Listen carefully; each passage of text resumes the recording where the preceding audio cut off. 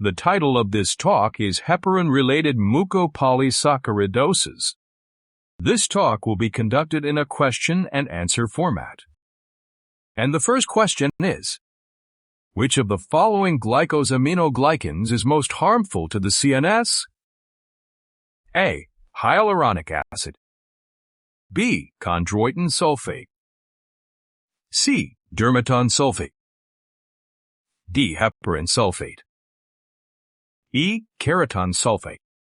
Although there are quite a few mucopolysaccharides, only mucopolysaccharidoses produced by accumulation of heparan and heparan byproducts are typically associated with primary diffuse central nervous system pathology.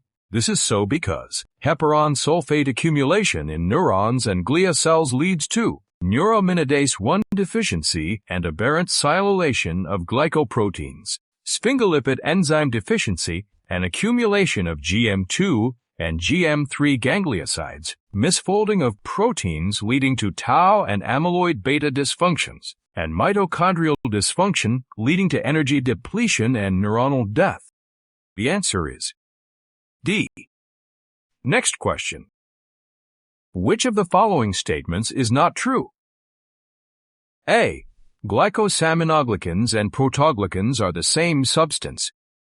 B. Heparin is made of an iguronic acid, glucuronic acid, and aminoglycans. C.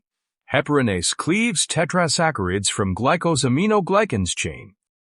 D. One of the last enzymes in the catabolic pathway of heparan is iduronidase.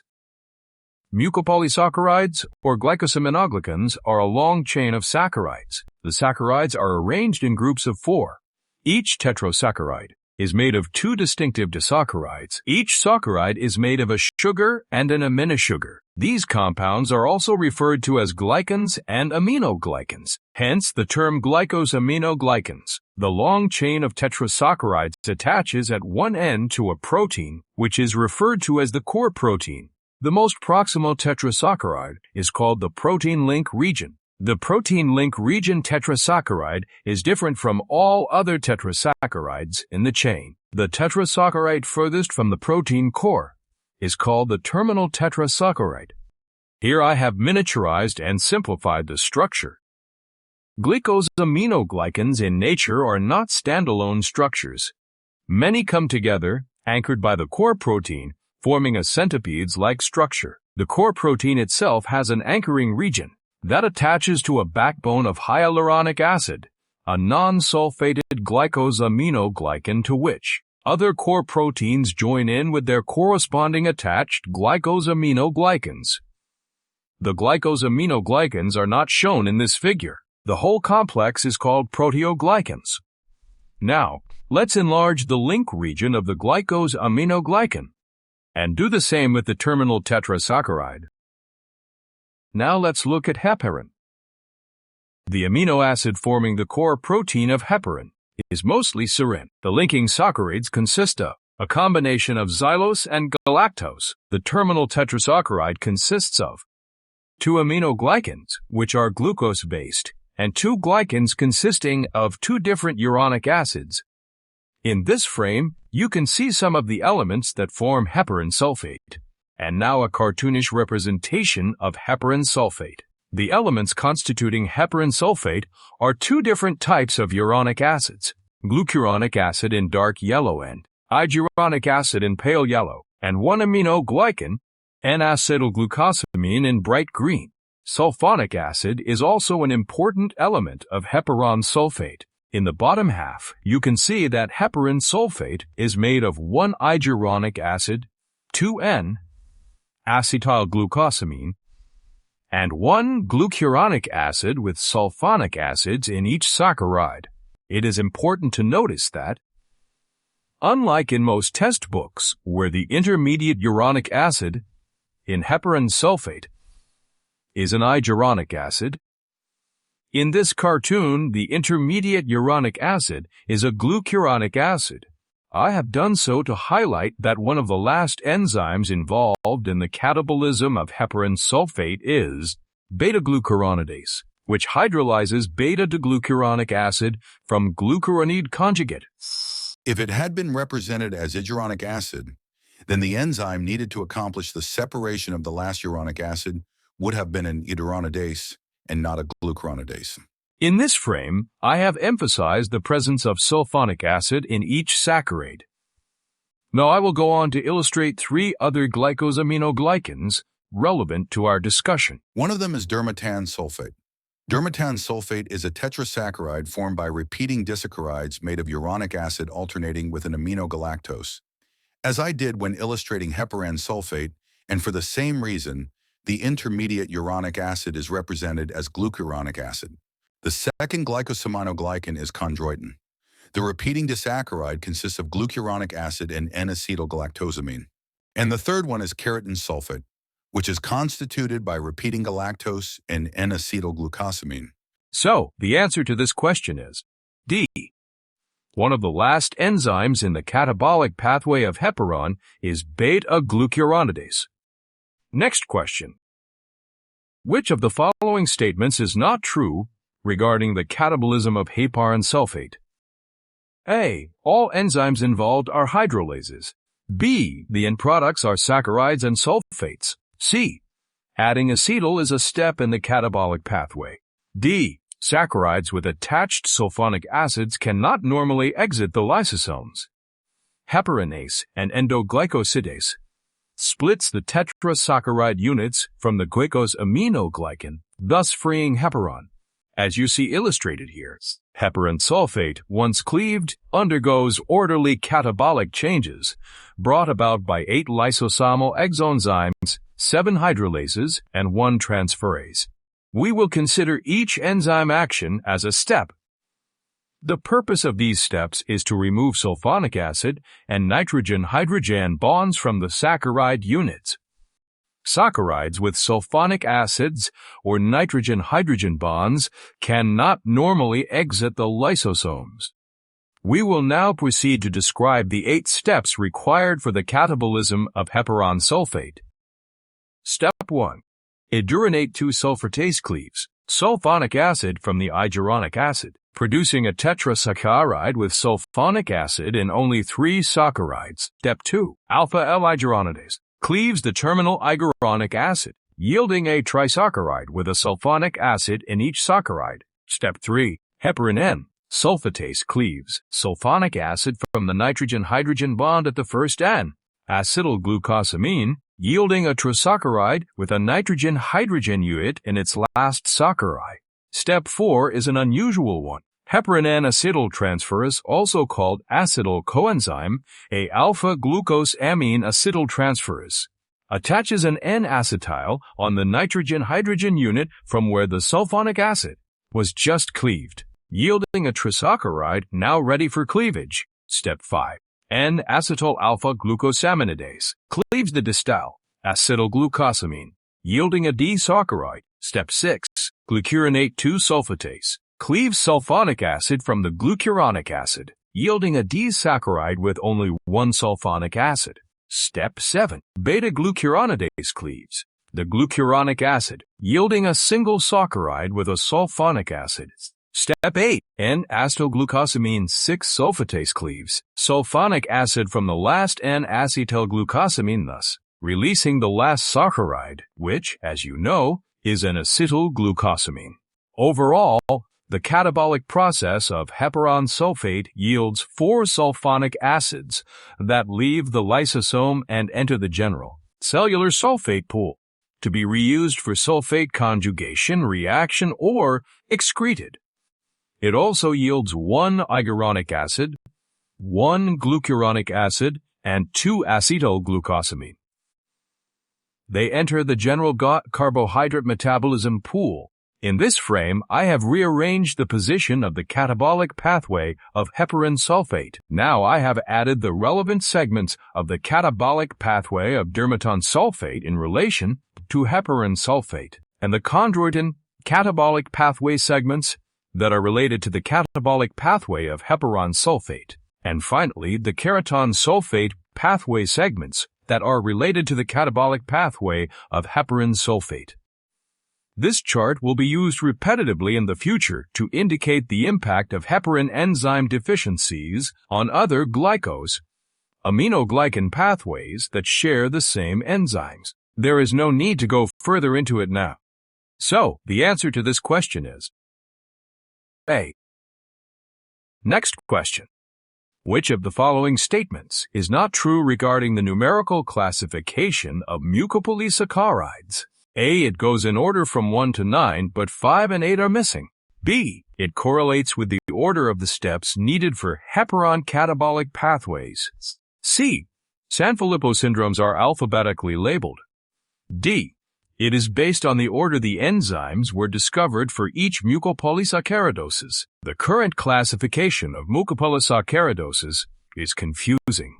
McCusick, in 1969, created a numerical classification of mucopolysaccharidoses. Then 2 more entities were added. Later, it was discovered that type 5 and type 1 were due to the same enzyme deficiency, and 5 was considered a mild form of 1 and removed. Type 8 was found to be not real and also removed.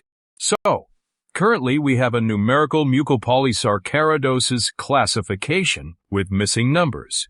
The confusion gets even worse because the numerical order and the subtypes of Sanfilippo syndromes do not square with the order of the enzymes in the catabolic pathway of heparan sulfate, nor with any other glycosaminoglycan pathways.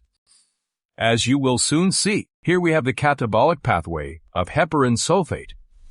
As you recall, the numbers on top indicate the sequential order of the steps in the enzymatic process. I will now introduce the numerical and the eponym classifications of mucopolysaccharidoses. As I do so, notice the relation they keep with the order of the steps of the catabolic pathways of heparan sulfate. Remember that we are only listing those mucopolysaccharidoses associated with diffuse primary neurological pathology. A deficiency of iduronate 2-sulfatase produces Hunter syndrome, which is MPS number 2, an error in the alpha-L iduronidase enzyme, involving the second step in the pathway, produces Hurler syndrome and its attenuated form, Shea syndrome. These syndromes are referred to as MPS 1. So, as you can see indicated by the arrows, the numerical order of the steps of the heparan sulfate catabolic pathway and the order of the numbers in the classification of mucopolysaccharidoses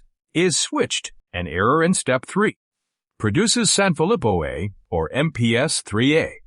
I will now name all other Sanfilippo syndromes in alphabetical order, corresponding to their types.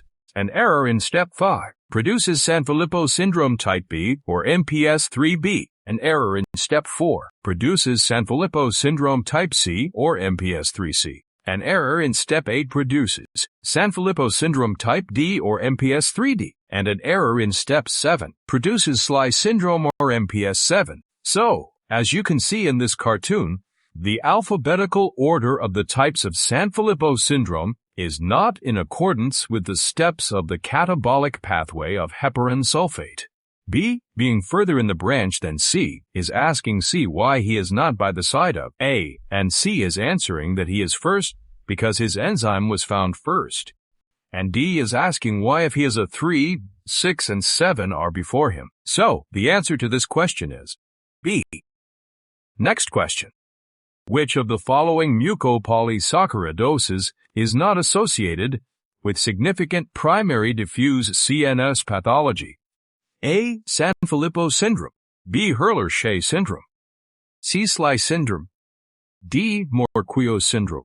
As we already stated, only heparan sulfate-related mucopolysaccharidoses produce primary diffuse nervous system pathology. In this table, we will list those syndromes. The first mucopolysaccharidosis in this table is Sanfilippo syndrome. In this syndrome, the heparan sulfate pathway is the only one affected. It is for this reason that we are looking at it first. The enzymes involved are heparan N, sulfatase, N-acetyl-D-glucosaminidase, acetyl coenzyme A, alpha-glucosamide acetyltransferase, and N-acetylglucosamine 6-sulfatase. Their dysfunction produces mucopolysaccharidoses 3A, B, C, and D, respectively. The second syndrome is Hurley-Shea syndrome. The affected pathways are those of heparan and dermatan sulfate. The abnormal enzyme is alpha-L-iduronidase. Its dysfunction produces MPS type 1. The third syndrome is Hunter syndrome. The affected pathways are those of heparan and dermatan sulfate.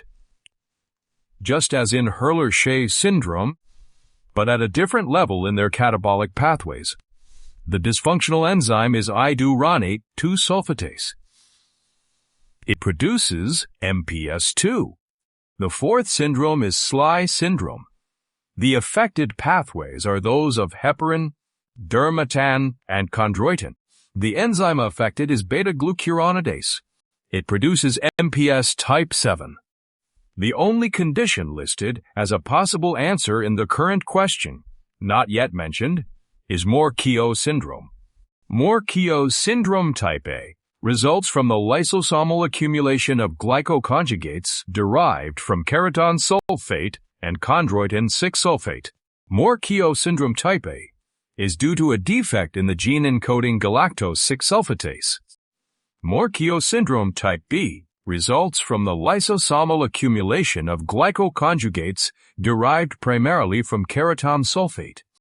It is due to a defect in the lysosomal hydrolase beta-galactosidase 1. The beta-galactosidase 1 enzyme is encoded by the galactosidase beta-1 gene. The mutations in this gene producing Morquio type B cause beta-galactosidase 1 to lose its activity for keratin sulfates while retaining the ability to degrade GM1 ganglioside. The skeletal malformation in Morquio A and B looks similar.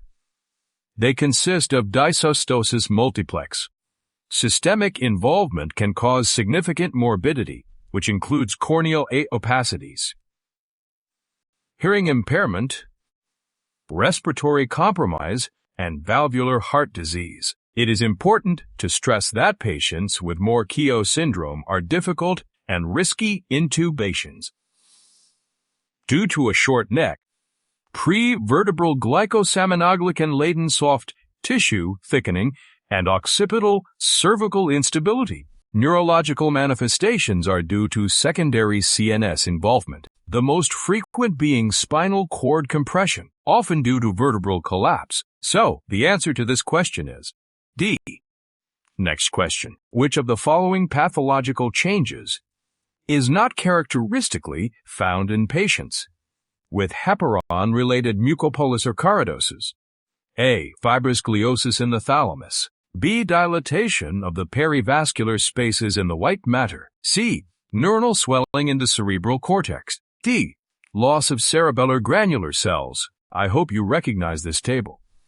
It lists the heparan-related mucopolysaccharidoses. The pathological changes found in these conditions consist of fibrous gliosis in the thalamus, dilatation of the perivascular spaces in the white matter. The spaces are filled with collagenous and glia, trabecules, and foamy cells, swollen neurons in the cerebral cortex, as you can see here, and Purkinje axonal swelling. So, the answer to this question is D. Loss of cerebellar granular cells. Next question. This MRI finding in a patient with mucopolysaccharidoses is considered evidence of A. Diffuse primary brain involvement. B. Diffuse secondary brain involvement. C. Localized primary brain involvement. D. Localized secondary brain involvement. It is useful to divide the neurological pathology due to heparan-related mucopolysaccharidoses into three types.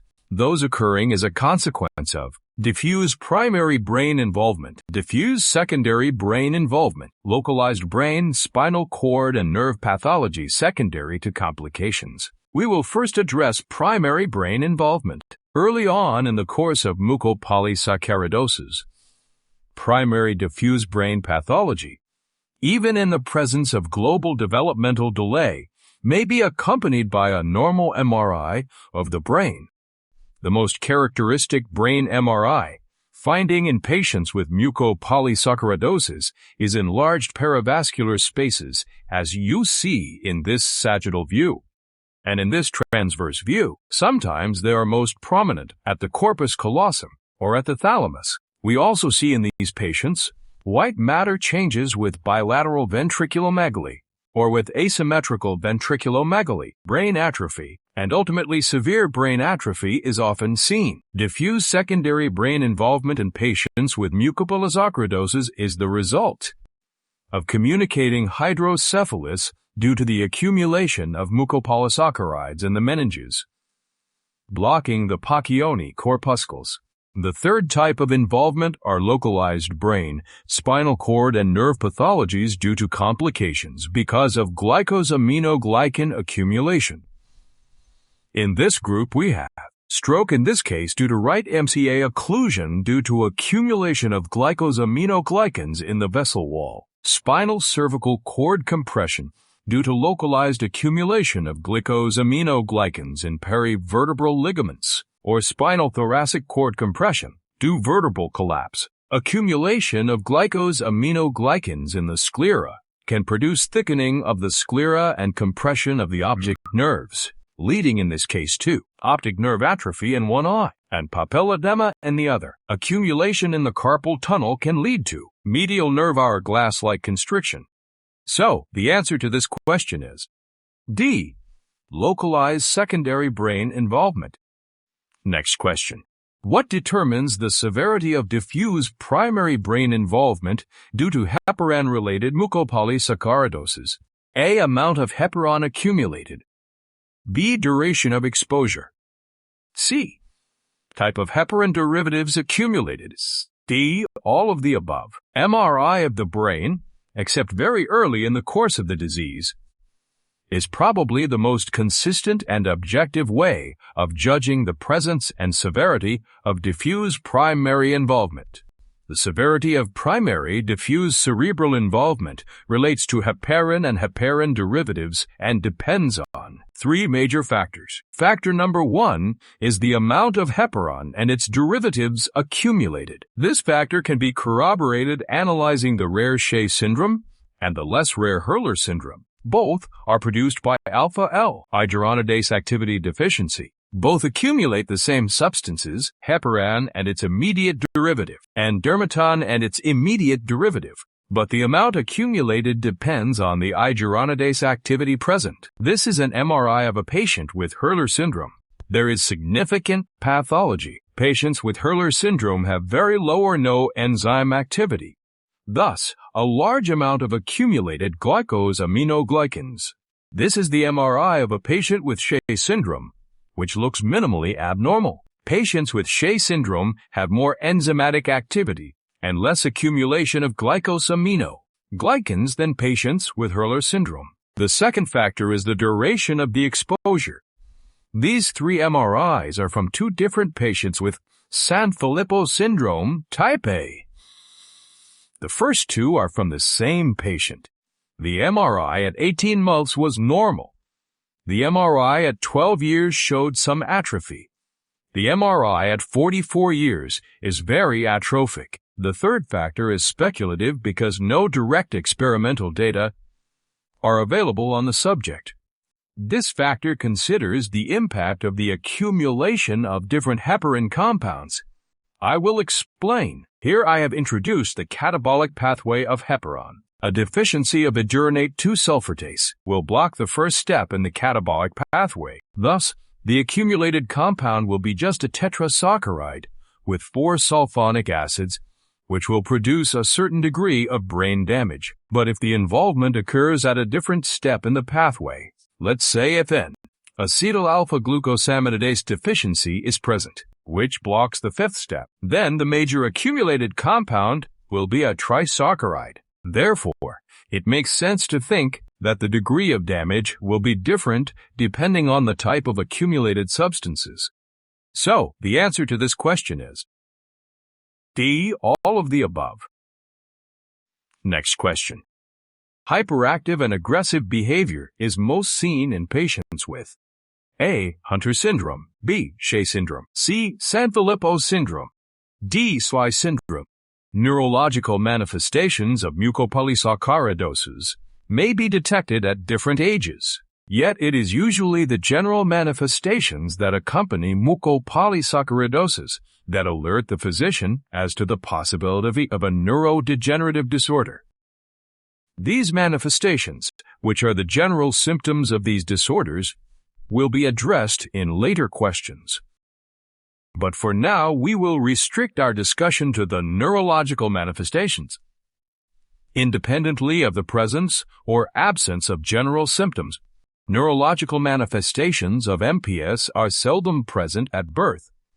When present, they manifest as decreased alertness and abnormal muscular tone. Some patients with MPS show signs of neurological dysfunction during the first year of life.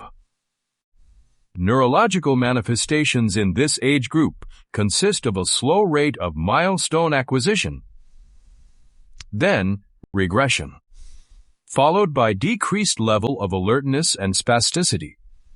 The course is relentless. In some MPS, the neurological manifestations appear between the second and fourth years of life, and in very few instances later. In this group, we usually find patients with SHAE syndrome. The prevailing manifestations in the 1 to 5 year group involve the motor development in the younger group and communication and social development in the older group. This figure illustrates normal development. The intermittent line, combining communication and social development with motor development, reflects the mean normal age of milestone achievements. The dark green space reflects normalcy. I will use this figure as a background to make further comments about neurological findings in patients with MPS. Those neonates with abnormal neurological exams at birth or shortly after show minimal improvement, and their neurological status quickly deteriorates. A second group of patients develops well for the first few months. They sit by 6 months of age, but then do not stand holding until the 12th month of life and walk by 24 months. Some patients in this group regress and lose the ability to walk later on in life. This group of patients babble by about 9 months, but take a long time to say single words. And by about 4 years of life start making short sentences. Speech deteriorates soon after. In many cases, a third group of patients develops relatively well up to about 3 years of life and then regresses. Other patients start to show signs of regression by 4 to 5 years of age and also deteriorate in a few years. The patients in the last two groups, especially those with Sanfilippo syndrome, even before the appearance of signs of developmental regression or even signs of developmental slowdown, are prone to repetitive and inconsolable temper tantrums, and often in addition show signs of autism. They tend to hide, hit themselves, observe objects very closely, spin, place objects forming a line, rock back and forward, and have compulsive behavior. Finally, there is a group of patients that, unlike those previously described, develop no overt neurological findings, but by about 4 to 5 years of age, communication and social skills acquisition slows down significantly, and so does motor development, but to a lesser extent. Yet overall, their development remains within the normal range. So the answer to this question is C. Sanfilippo syndrome. Next question. General manifestations in patients with MPS are always very prominent. A. True, B. False. General findings in patients with MPS have a wide spectrum. They range from non-immune hydrospatales to minimal signs of dysostosis multiplex. So the answer to this question is B. False. Next question. Which of the following is not a frequent manifestation of dysostosis multiplex in patients with MPS? A. Paddle-shaped ribs. B. Anterior vertebral beaking. C. Long thin humerus. D. Bullet-shaped phalanges. The arrow is pointing to a J-shaped sella. It results from a flattened tuberculum celli, paddle-shaped ribs and scoliosis, short and thickened clavicles, wide vertebrae, anterior beaking, flattening of the vertebral body, and a hyperconcave posterior margin, often referred to as scalloping. Long bones are broad and short, bullet-shaped phalanges, broad and proximally pointed short metacarpals, small irregular carpal bones. Here you see a normal and an abnormal pelvis. In the abnormal pelvis, you can see rounded iliac wings, inferior tapering of the ilia, underdeveloped acetabulum, and increased coxofemoral joint spaces. So, the answer to this question is C. Long thing humerus. Next question. Which of the following is not true regarding Hurler syndrome? A. It is due to alpha-L-iduronidase deficiency. B. The accumulated substances are heparan and dermaton sulfate. C. Facial features are present during the first year of life. D. General manifestations are uncommon. This frame shows a photograph from the beginning of the article published in 1919 by Gertrude Hurler and a second photograph of the patient featured in the same article. Hurler syndrome was named after her, as we saw in the table about heparan sulfate-related MPS. In Hurler-Scheie syndrome, the accumulated substance is heparan, dermaton, and their related substances. The deficient enzyme is alpha-L-iduronidase, and it is referred to as MPS1. As you can see in this figure, alpha-L-iduronidase deficiency blocks heparan and dermatan early in the catabolic pathways of these mucopolysaccharides. Hurler syndrome is the result of an autosomal recessive condition due to a mutation in the gene encoding alpha-L-iduronidase. A severe deficiency or absence of this enzyme results in the accumulation of large amounts of heparan sulfate and its immediate derivative without sulfonic acid in the last iduronic acid, as indicated by the arrow, and dermaton sulfate and its derivatives with no sulfonic acid in their last iduronic acid. The general manifestations of Hurler syndrome are very florid. Stop the video and take a few seconds to go over the findings indicated in this frame. I will now introduce some cases to highlight some of these features. When I saw this patient, he was short of 2 years of age. He had just begun to stand up and take a few steps. His face was dysmorphic. He had a protuberant abdomen due to a large liver, large spleen, and an umbilical hernia. Skeletal films showed severe dysostosis multiplex. These photographs were taken when the patient was approximately 5 to 6 months old. Dysmorphic features and hand stiffness with flexed fingers were present. She had a pronounced abdominal hernia noted at birth.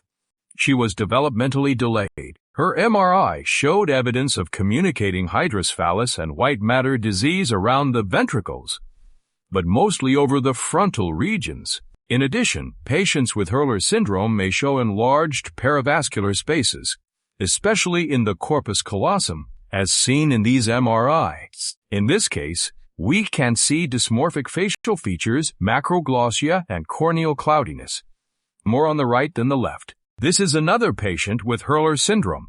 You can see that the patient had scoliosis and kyphosis, confirmed by X-ray. Notice the degree of kyphosis in this patient. This MRI from another patient shows a gibbous deformity. Gibbous means hump or hunch in Latin.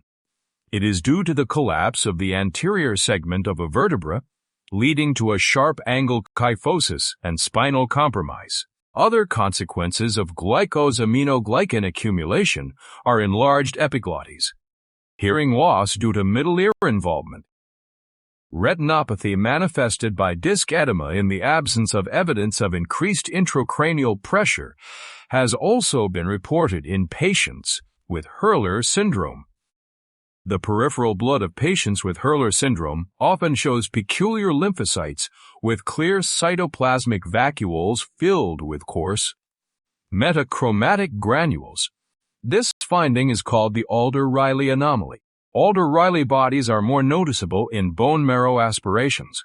The heart of this patient with Hurler disease, who died just before 3 years of age, shows dysplastic and thickened mitral valve, thickened subvalvular apparatus, and parietal left ventricular hypertrophy, and a dysplastic aortic valve. Neurological manifestations are present by the end of the first year. They follow the previously described relentless deteriorating course. Death in untreated patients usually occurs around 8 years of age. Death in treated patients depends on the severity of the disease and the time of therapy initiation. This drawing provides a gestalt look at the features that characterize Hurler syndrome. Stop the video and look it over. So, the answer to this question is D. General manifestations are uncommon. Next question. Which of the following is not true regarding Shea syndrome? A. It is due to alpha-L-iduronidase deficiency. B. The accumulated substances are heparan and dermaton sulfate. C. Facial features are present during the first year of life. D. General manifestations are not prominent. Shea syndrome is the result of an autosomal recessive condition due to a mutation in the gene encoding alpha-L-iduronidase. Alpha-L-iduronidase activity is higher than in Hurler syndrome. The accumulated substances are the same as in Hurler syndrome, but the amount is less.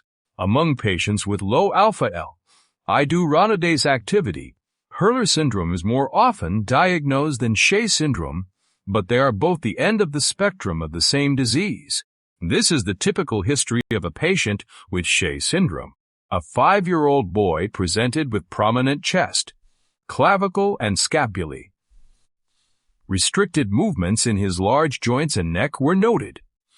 A skeletal survey showed changes of mild dysostosis multiplex. His mental development was normal. As you can see, he has a normal face, a minimally prominent abdomen, and slightly prominent knee joints. Vertebral bodies are dysplastic. The pelvic X-ray shows prominent iliac wings, hypoplastic iliac and pubic bones, and small capital femoral epiphysis. All signs of dysostosis multiplex. These photographs are from a patient with Shea syndrome. Note the micronathia and the posture of the hands. This patient with Shea syndrome has short stature. Corneal clouding in hand X-rays show mild changes of dysostosis multiplex. As you can see, corneal clouding in Shea syndrome tends to be worse in older patients. Compare these photographs of a 19-year-old patient and a 38-year-old patient. Finally, there is a group of patients with Shea syndrome who, unlike those previously described, have no overt general clinical manifestations. But by about 4 to 5 years of age, communication and social skills acquisition slow down significantly. And to a lesser degree, so does motor development, yet neither goes outside the normal range. They have no corneal cloudiness and no overt signs of dysostosis. So, the answer to this question is C. Facial features are present during the first year of life. Next question.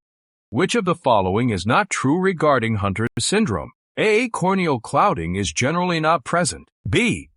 The accumulated substances are heparan and dermaton sulfate. C. It is an autosomal recessive disorder. D. Generalized manifestations are common. As we see in the table about heparan sulfate-related MPS, in Hunter syndrome, the accumulated substances are heparan and dermaton. The deficient enzyme is iduronate 2 sulfatase, and it is referred to as MPS 2. As you can see in this figure, alpha-L-iduronidase deficiency blocks heparan and dermaton early in their catabolic pathways. This enzyme is not involved in the catabolic pathway of chondroitin and keratin.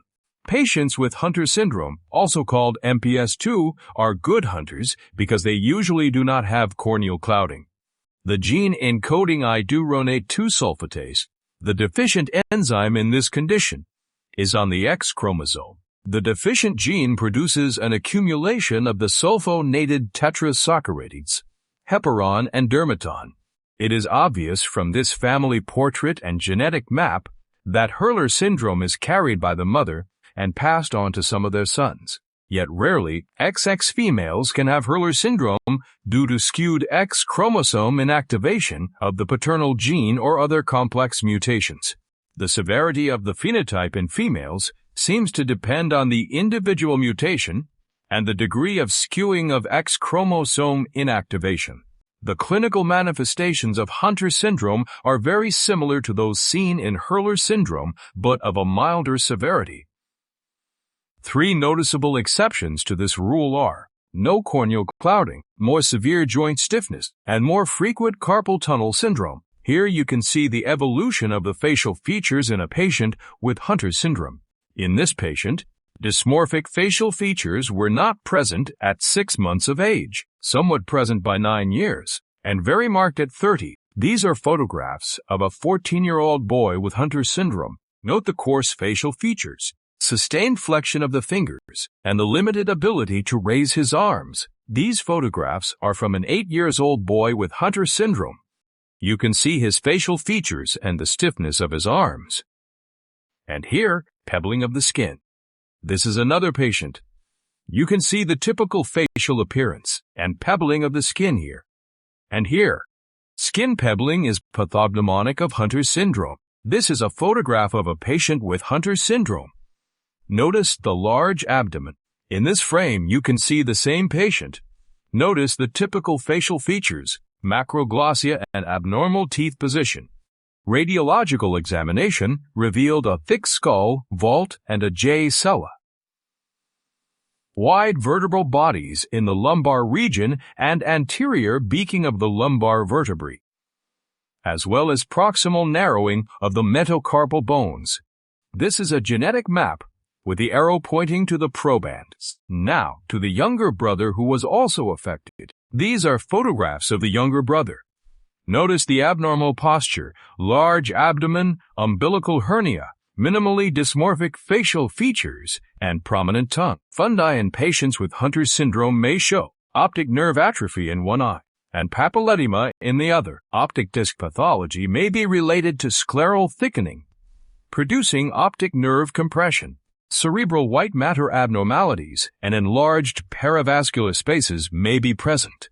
Enlarged peravascular spaces sometimes coalesce, producing a honeycomb-like appearance, as you can see here and here. These are views of an MRI of an 11-year-old patient with Hunter syndrome. They are consistent with cerebral atrophy and bilateral paraventricular hyperintensity. Communicating hydrocephalus should be ruled out in any patient with MPS and declining development, especially in patients with Hunter syndrome. Seizures occur in about 13 to 34% of patients with Hunter syndrome and even more frequently in those with significant brain pathology, such as white matter disease, communicating hydrocephalus, or secondary brain involvement. So the answer to this question is C. It is an autosomal recessive disorder. Next question. Which of the following is not true regarding Sanfilippo syndrome? A. Corneal clouding is generally not present. B. The accumulated substances are heparan and dermatan sulfate. C. It is an autosomal recessive disorder. D. Generalized manifestations are common. Sanfilippo syndrome is special among the heparan sulfate-related MPS because only one 1-glycosaminoglycan and its derivatives accumulate. Heparan sulfate and heparan sulfate derivatives. Looking at this frame, you can see the deficient enzymes, and you get a feel for the substances that accumulate in the different types of Sanfilippo syndrome. In Sanfilippo type A, produced by heparan sulfatase deficiency, 3 compounds accumulate. In Sanfilippo type B, produced by N-acetyl D, glucosaminidase deficiency, 5 compounds accumulate. In type C, produced by heparin N, acetyltransferase deficiency, 4 compounds accumulate. In type D, produced by N, acetylglucosamine 6-sulfatase deficiency, 8 compounds accumulate. This new figure bears a slight resemblance to the previous one, but it is entirely different. Notice that it includes the full version of the catabolic pathway of heparan, but only partial versions of the catabolic pathways of dermaton, chondroitin, and keratin. I have now drawn a white line under the enzyme N-acetyl glutamate 6-sulfatase. Notice that this enzyme is present in the heparan and the keratin catabolic pathways. Hence, a deficiency of this enzyme should produce a block in these pathways and an increase in heparan and keratin. Remember that the deficiency of this enzyme is the cause of Sanfilippo syndrome type D, and that only heparan is involved in all the Sanfilippo syndromes. The reason for the incongruity between the lack of increased keratin sulfate in Sanfilippo syndrome type D, despite the enzyme N-acetylglucosamine 6-sulfatase being active in the keratin catabolic pathway, is not well known, but it has been documented in the laboratory. Fibroblast cultures from patients with Sanfilippo syndrome type D do not exhibit keratin sulfate accumulation. The phenotype of patients with Sanfilippo syndrome is very variable, even among those of the same type. The classical phenotype, if there is one, goes as follows. Patients with the classical Sanfilippo syndrome phenotype, unlike those with Hurler syndrome, have no corneal clouding. Pigmentary retinopathy may be moderate to severe with degenerative changes.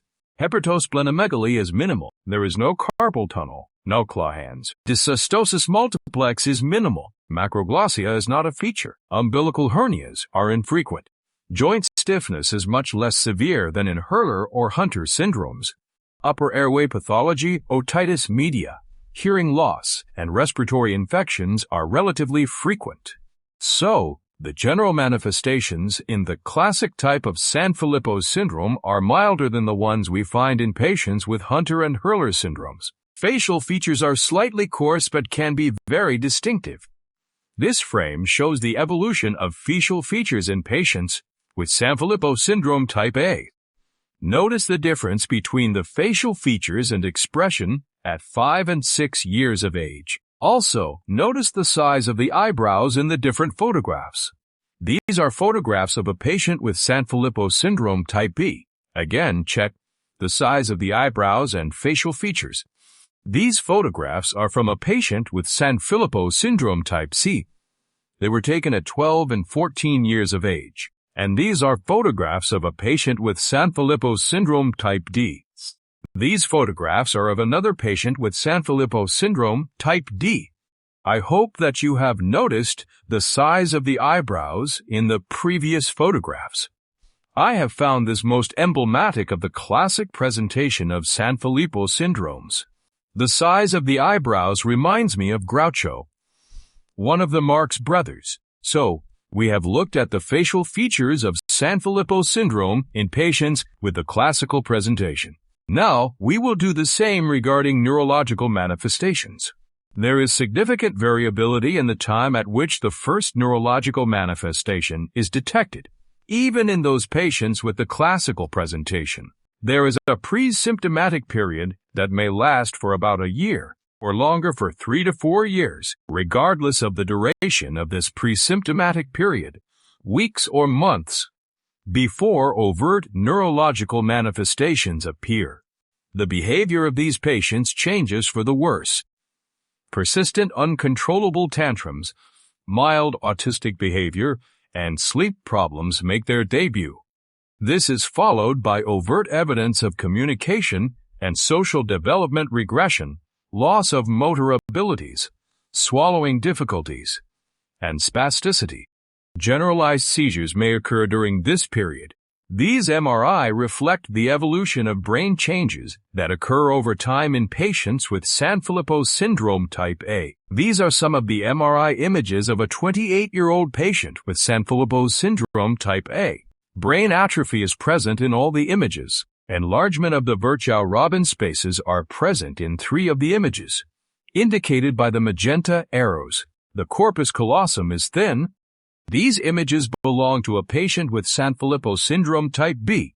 In this image, you can see prominent peravascular spaces. Significant atrophy and posterior paraventricular white matter pathology are present in the other 2 images. So far, we have talked about the classical manifestations of Sanfilippo syndrome. I am sad to say that this relatively cohesive tale about Sanfilippo syndrome is at times broken. These are photographs of a patient with Sanfilippo syndrome type B with significant general and neurological pathologies present. From birth, the patient showed signs of spasticity at birth, went on to develop kyphosis by 3 months, and by 8 months had evidence of skull deformity and developmental delay. So the answer to this question is B. The accumulated substances are heparan and dermatan sulfate. Next question. Which of the following is not true regarding SLE syndrome? A. Pulmonary complications are frequent. B. The accumulated substances are heparan, dermatan, and chondroitin. C. Hydrops fetalis indicates a more severe neurological disease in survivors. D. Generalized manifestations are common. If, for the last time, we go back to the heparan sulfate-related MPS table, we can see that, in SLE syndrome, the accumulated substances are heparan, dermatan, chondroitin, and their derivatives. The deficient enzyme is beta-glucuronidase, and it is referred to as MPS 7. I hope you remember this figure, which I used while answering the last questions. I have placed a white line under the enzyme deficient in SLE syndrome, beta-glucuronidase, and now a curvy line indicating the affected steps. As you can see, this enzyme is involved in heparan, dermatan, and chondroitin catabolic pathways. The deficiency of this enzyme produces SLE syndrome.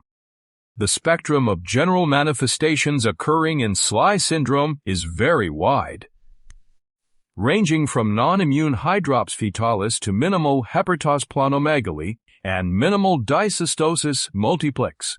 SLE syndrome is the most common MPS that produces non-immune hydrops fetalis. In this frame, you see the photographs of a patient who presented with non-immune hydrops fetalis. Interestingly, the presence of non-immune hydrops fetalis does not dictate a worse neurological prognosis among survivors than its absence. Radiographs of the same patient taken at 3 months showed iliac and long bone dysplasia. Similarly, findings of skeletal dysplasia in the chest and spine were present. At 12 months of age, MRI of the brain at 12 months showed enlarged subarachnoid spaces and ventricular dilatation. In this frame, you can see the serial pictures of a male patient who survived a stormy early course, beginning with neonatal hydrops and subsequently showing evidence of slow global development delay. Hepatosplenomegaly, obstructive airway disease, heart valve abnormalities, and dysostosis multiplex. As patients get older, typical general manifestations characteristic of MPS appear, but facial features do not reach the degree of dysmorphism achieved by patients with Hurler or even Hunter syndromes. You may want to stop the video and go over the features listed in this cartoon. Neurological manifestations also have a wide spectrum. Some show signs of encephalopathy from birth, while others, a few, show minimal neurological compromise. The cause of death in patients with SLE syndrome is age-related. 50% of the deaths occur during the first year of life. They are due to hydrops, respiratory failure, or renal failure. Obstructive airways disease is a frequent cause of death in children between 1 and 5 years of age and in patients over 15 years old. So the answer to this question is C. Hydrops fetalis indicates a more severe neurological disease in survivors. Next question. Which of the MPS is less likely to have corneal clouding?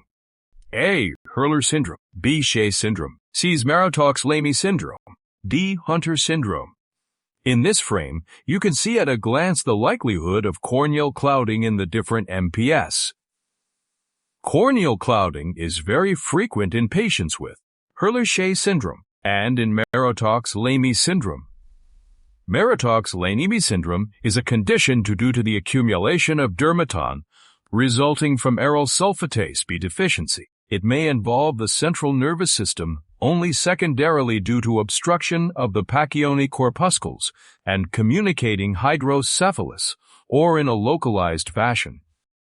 Due to complications resulting from dermaton accumulation in connective tissues or dysostosis multiplex, corneal clouding is also a feature of SLY syndrome. Corneal clouding is rarely found in patients with Hunter syndrome, and usually not present, and when present, not producing significant pathology in patients with Sanfilippo syndrome. So, the answer to this question is D. Hunter syndrome.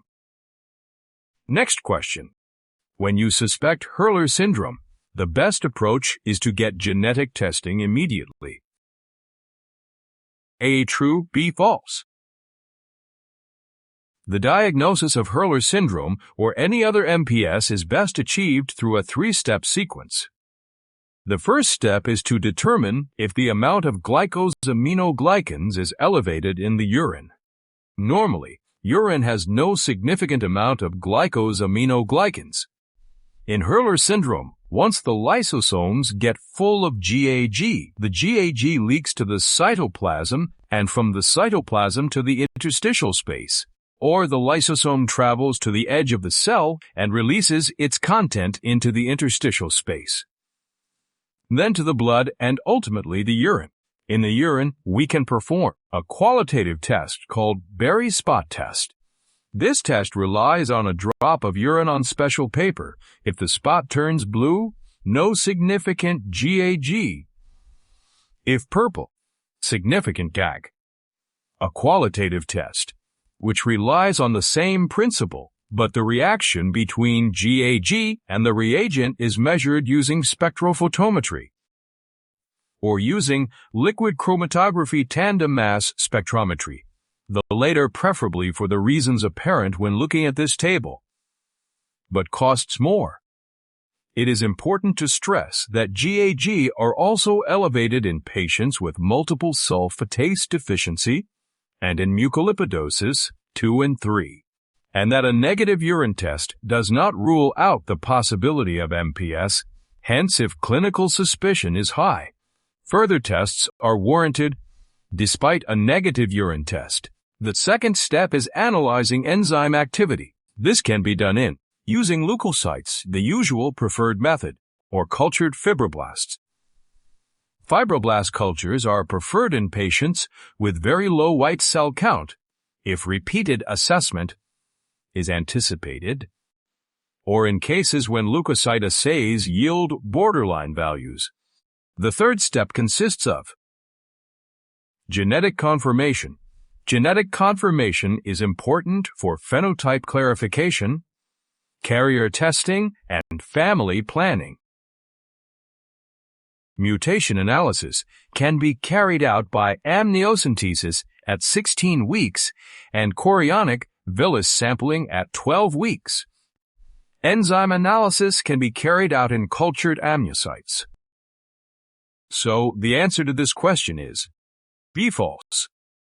Thank you.